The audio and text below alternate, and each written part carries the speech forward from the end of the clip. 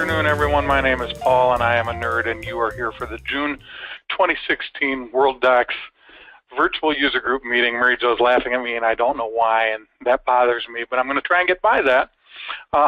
Today we are talking about document level security, which I will be talking about, and versioning, which is a huge, incredibly beneficial feature of Worldox that some people don't know exists, which Mary Jo will be talking about. And Mary Jo will start telling us a little bit about versioning. I'm going to take you into Word too, Mary Jo. Oh, you're so good. And just real quick, as I'm looking at the screen here that Paul has up, we've got a versioning test here, and I just want to show you what this looks like. So if you're ever out here, and maybe some people do know how to use versioning in your firm, and you've seen this little version over here, and you're wondering, what in the heck is that? And how do I get versions?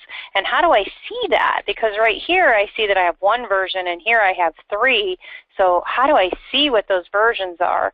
So we're just going to take it from the top, and then I'll show you how to get in here and how you can view all the different versions and how to work with those when we're done. So I'm going to get out of Worldox for a second. We're going to create a document here, and I'm just going to say this is my original document. I'm not typing. What's wrong here? This is my original document, period. And I'm going to save that into Worldox. And we're just going to put this out into Paul's user file because he had that out there. And we'll put this as a miscellaneous. And this is just going to be test original version. Okay, and I'm going to tell it that it's okay. So now I've saved that original document out here, so I'm going to go back to Worldox. Just going to look at his favorites, and there's my test original version document. You can see I have no versions yet because I haven't done anything with that.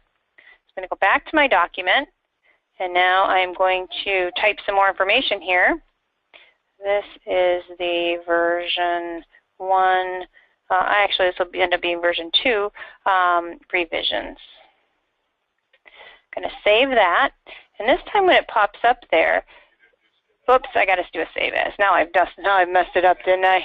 Okay, I can still do a save as. All right, save as. There we go. Now it's going to pop up when I do my box. And down here I can have it say save as version 2. So here's my version 2 document. Now since I made that change, I actually saved this. I hit save, so this is now my new original document. So I'm just going to type a little bit more text after it because this is my version 2 revisions. Now I'm going to do a file save as and actually save this as version 2. I'm going to give it a little save as version 2. Now if I go into Worldox, I have 2 versions here. And if I want to see what those versions are, there's a little button up here called List Versions. And if I click on that, I now can see the 2 versions that I have. Here's my version 1. Now remember I saved over the top of it. Actually I didn't. So there's my original document, so that's good. I thought I had saved over it, but I didn't. So there's my original. And now if I go in, whoop, get out of that. And I'm clicking on too many things. And now here's my version 2. If I open that one, this will have all my typing in there.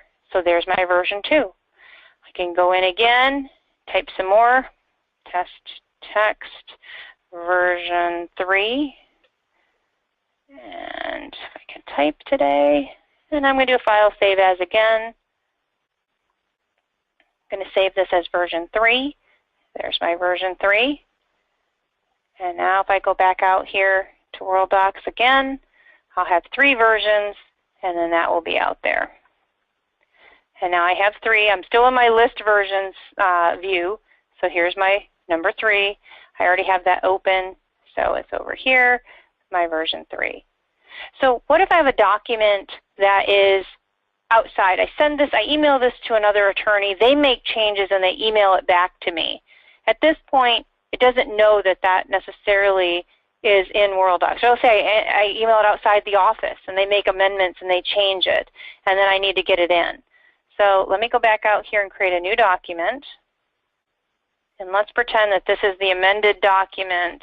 But right now, Worldox doesn't know that this document is attached to this other version because it's just a document coming in from the outside. I can still do a file save as, and I can still save it as a version because down here in the window I still have that save as a version here. So if I click save as a version, it's going to ask me to go out and find the document that is the original document. So I'm going to take my test original version. I'm going to click on that to open it up, open that selected file. And now I can tell it what I want to come over. So I still want the description and I still want the doc type, the cabinet, and the user to be the same. And I'm going to go ahead and tell it to be OK. And now I can say that this one is the amended version. And you can rename any of these along the way if you wanted to. There we go. And so now I have this saving as a version of that test original document. So it's coming in there and saving it as that version. I'll say OK. Now when I go to Worldox, I'll have another version in here. Let me refresh that. There's number 4. And there's that amended document that I just brought in from the outside, tying it to these other versions back here. Now, it will always keep all these versions in here. I'm not going to delete versions in here. It's just going to keep this list here. Now, if I want to go back to my main list, I'm just going to close this view because right now I'm in that view the versions list. Takes me back out to the original. And one thing I just want to caution you about is if I'm out here and I'm thinking, oh, this is version 4, it is not. This is telling me that there are 4 versions here. And if I were to right-click and delete this, I'm actually going to be deleting all 4 of those versions.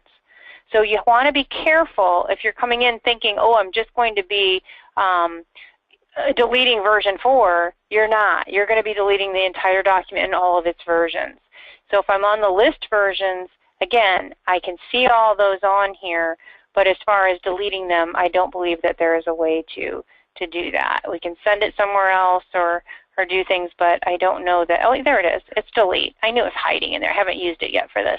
So you can delete a version, but you can't, you don't want to delete out on that main screen or delete everything.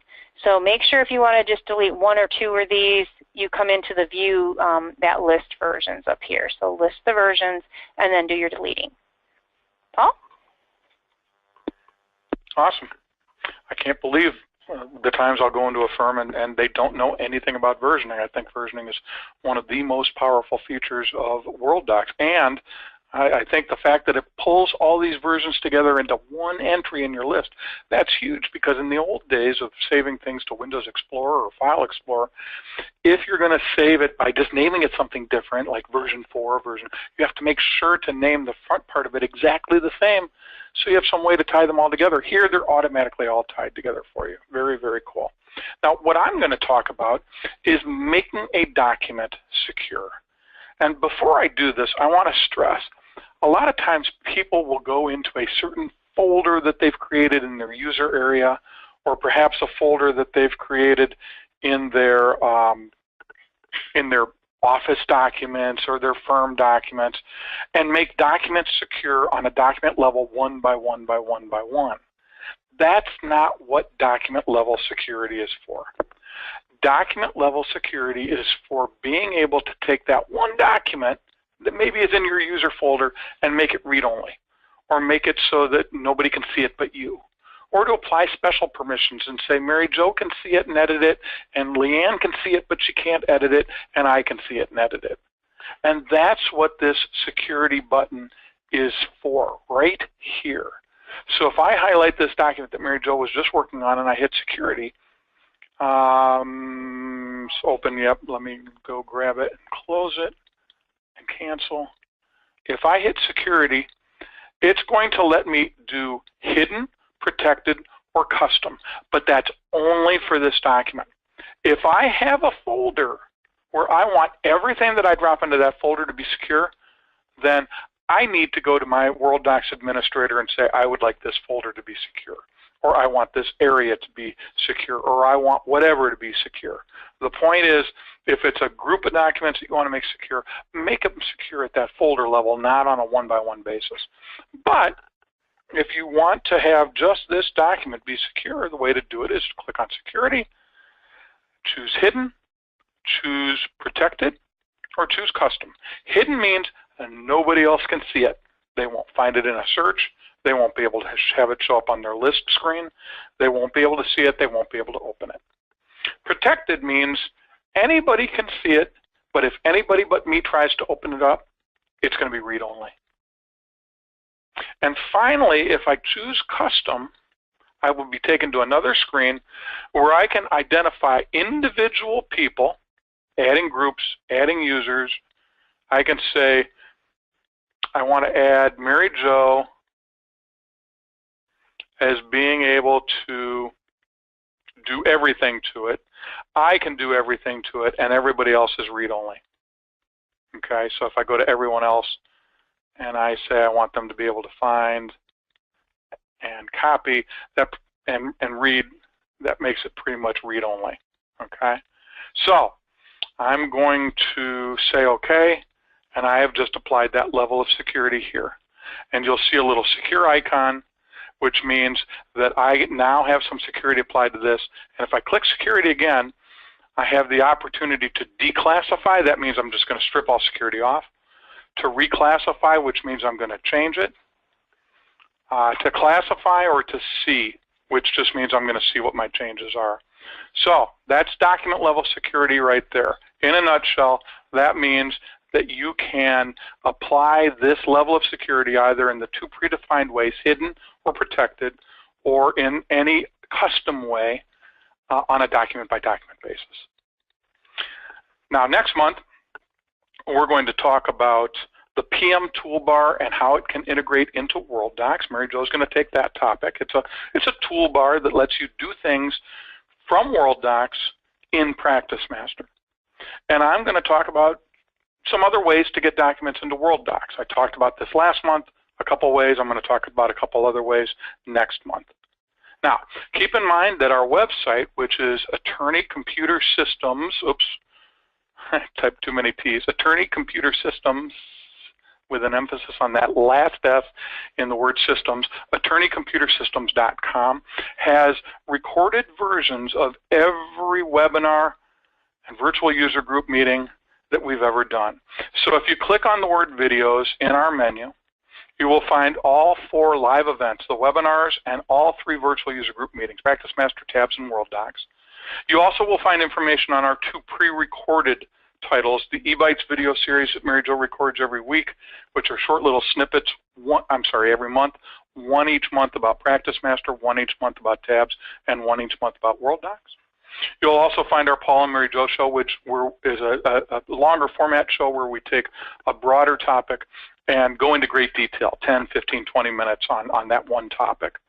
And then all of our live events, and you happen to be at the Worldox Virtual User Group meetings, so we'll click there. And here, if you go in there, you will find registration information on the next event, which will be up shortly.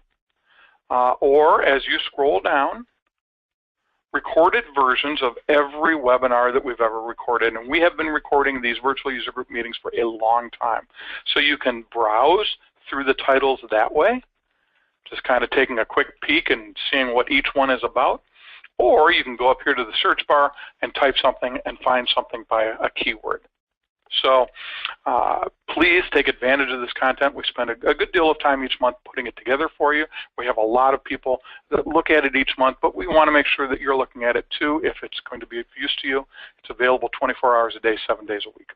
That's it for this month. Everybody have a good rest of the day, a good rest of the month, and we will see you next month. Thanks much.